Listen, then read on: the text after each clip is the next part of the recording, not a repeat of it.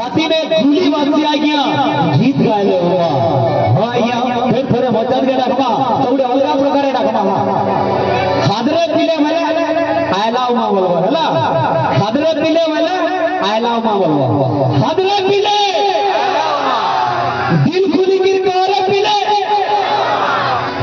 thank you फिर थोड़े मचान के रखमा हमारे मन